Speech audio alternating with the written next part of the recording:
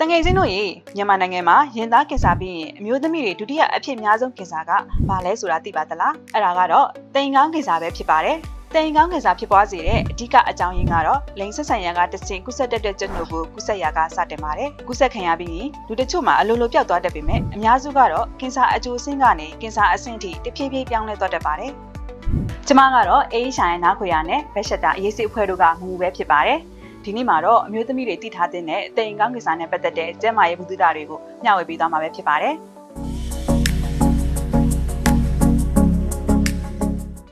ဘယ်သူတွေမှာတိမ်ကောင်းကင်ဆာဖြစ်နိုင်တယ်လဲဆိုတော့လိင်ဆက်ဆံမှုရှိမှုတဲ့အမျိုးသမီးတိုင်းမှာတက်နုပ်ကိုတစ်မျိုးမျိုးကူးစက်ခံရနိုင်တဲ့အန္တရာယ်ရှိတဲ့အတွက်တိမ်ကောင်းကင်ဆာဖြစ်နိုင်ခြင်းရှိပါတယ်။ဖြစ်နိုင်ခြင်းပုံများတဲ့သူတွေကတော့လိင်ဆက်ဆံပေါ်များတဲ့အမျိုးသမီးတွေဒါမှမဟုတ်ခင်မွန်းဖြစ်သူကလိင်ဆက်ဆံပေါ်များသူတွေအသက်ငယ်ငယ်နဲ့လိင်ဆက်ဆံထားမှုတဲ့အမျိုးသမီးတွေဒါမှမဟုတ်အသက်ငယ်ငယ်နဲ့ကလေးမွေးထားတဲ့အမျိုးသမီးတွေ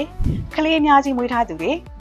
HIV ပိုးရှိထားပြီးတော့ ART ဆေးမတောက်ထားသူတွေကိုခံအားကျဆင်းစေတဲ့ဆေးတောက်နေရသူတွေနဲ့ဆေးလေးတောက်သူများစတဲ့လူအုပ်စုတွေမှာယောဂဖြစ်ပွားနိုင်ခြေကပိုပြီးတော့များပါတယ်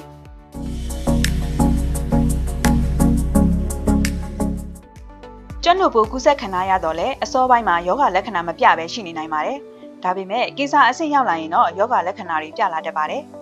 ပုံမှန်မဟုတ်ဘဲအနက်နယ်နဲ့အဖြူစင်းခြင်းလိင်ဆက်ဆံပြီးနောက်မိမကိုမှသွေးစင်းခြင်းသွေးမဆုံးမီမိမကိုမှပုံမှန်မဟုတ်တဲ့သွေးစင်းခြင်း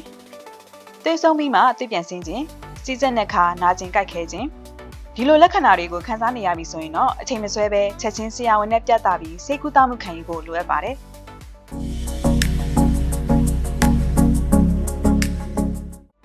သတင်းကောင်းကတော့တိမ်ကောင်းကင်ဆာဟာကာကွယ်လို့ရတဲ့ကင်ဆာမျိုးစားဖြစ်ပါတယ်ဘယ်လိုကာကွယ်ရမလဲဆိုရင်တော့လိင်ဆက်ဆံမှုမပြည့်ရသေးတဲ့အမျိုးသမီးငယ်လေးတွေအနေနဲ့တိမ်ကောင်းကင်ဆာကာကွယ်ဆေးထိုးပြီးကာကွယ်နိုင်ပါတယ်ကာကွယ်ဆေးထိုးဖို့အကောင်းဆုံးအရွယ်ကအသက်9နှစ်မှ14နှစ်ကြားပဲဖြစ်ပါတယ်လိင်ဆက်ဆံမှုရှိတဲ့အမျိုးသမီးတွေအနေနဲ့လိင်ဆက်ဆံတဲ့အခါတိုင်းအကာအကွယ်ကွန်ဒုံးသုံးပါကျန်းတို့ကိုကူးစက်မှုကိုယာနှုံးပြကာကွယ်မပေးနိုင်ပေမဲ့လိင်ဆက်ဆံရာကတဆင့်ကူးစက်တတ်တဲ့ HIV နဲ့ကာလာသားရောဂါပိုးများကိုကာကွယ်ပေးနိုင်ပါတယ်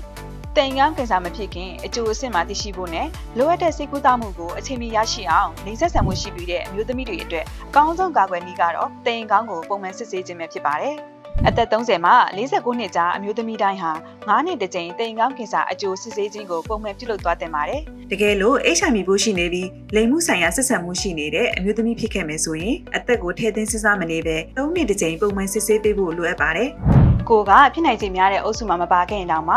လိင်ဆက်ဆံမှုရှိမှုတဲ့အမျိုးသမီးတိုင်းဟာတိမ်ကောင်းကင်ဆာဖြစ်နိုင်ခြေအနည်းငယ်များရှိတဲ့အတွက်ပေါ်ပေါ်ရော့မနေပဲအသက်30မှာစတင်ပြီးတော့မဖြစ်မနေစစ်ဆေးခြင်းနည်းဖြင့်ကာကွယ်ဖို့လိုအပ်ပါတယ်။ကျန်းမာရေးဗဟုသုတအနေနဲ့ဝန်ဆောင်မှုတွေကိုရယူခြင်းနဲ့ဆိုရင်တော့မူတို့ရဲ့အေးရှာရဲ့နောက်ခွေရနဲ့ဘက်ရှက်တာအရေးစိတ်ဖွဲ့တို့ရဲ့ Facebook နဲ့ website တွေကတဆင့်လာရောက်ပြီးဆက်သွယ်မြင်မြင်လို့ရနေပါပြီနော်။